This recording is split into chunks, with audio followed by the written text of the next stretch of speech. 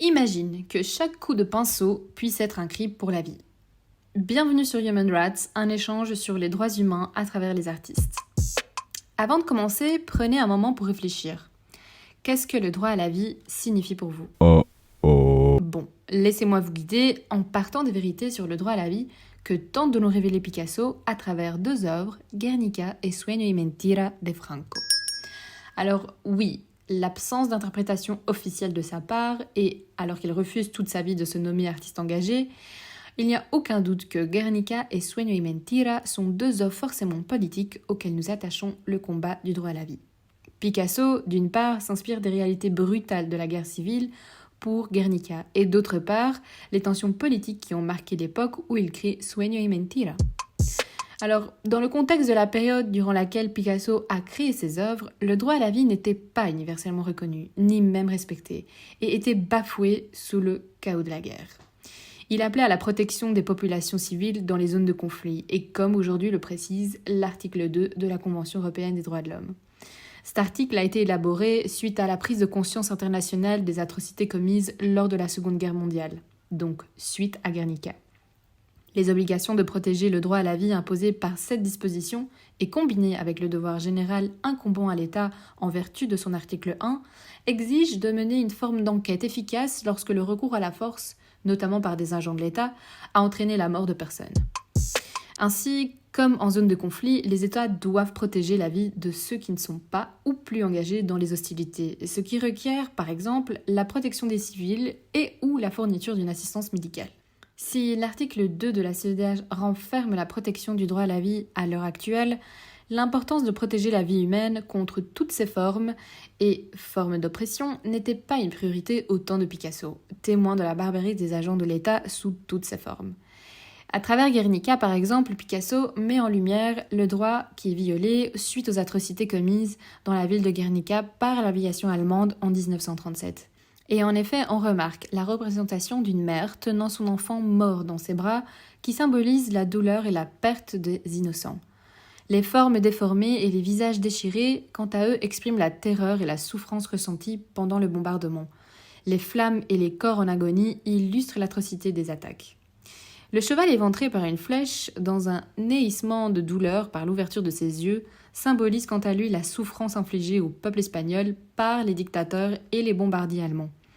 Le taureau, aux yeux d'homme, rappelle la sauvagerie des confrontations entre les humains. Et enfin, cette colombe à peine visible nous rappelle qu'à Guernica, la paix disparaît face à la guerre.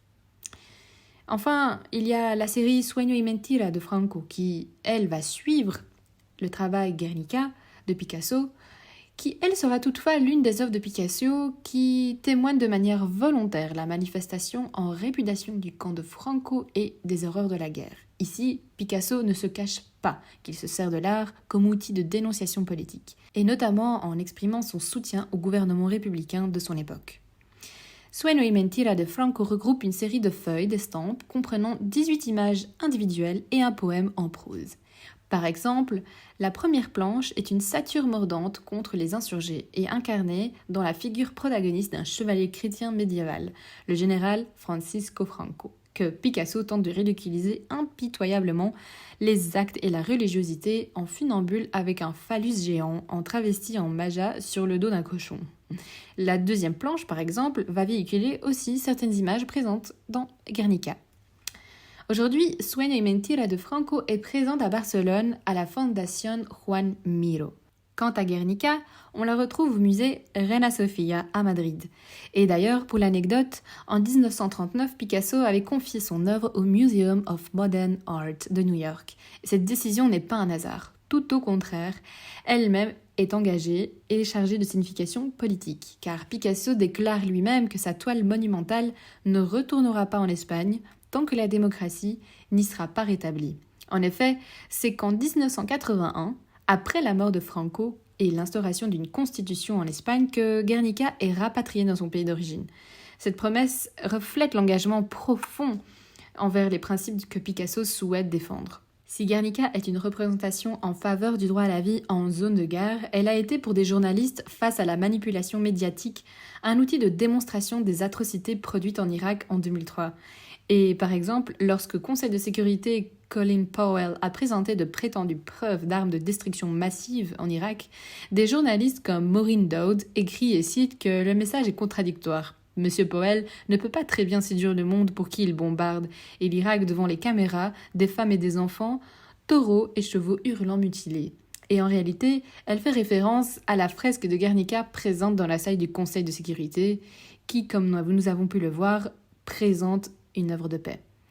Nous pouvons à présent démontrer comment Guernica était et est devenue plus qu'une simple œuvre d'art, mais un symbole universel pour la paix, influençant l'expression des débats sur les conséquences dévastatrices de la guerre.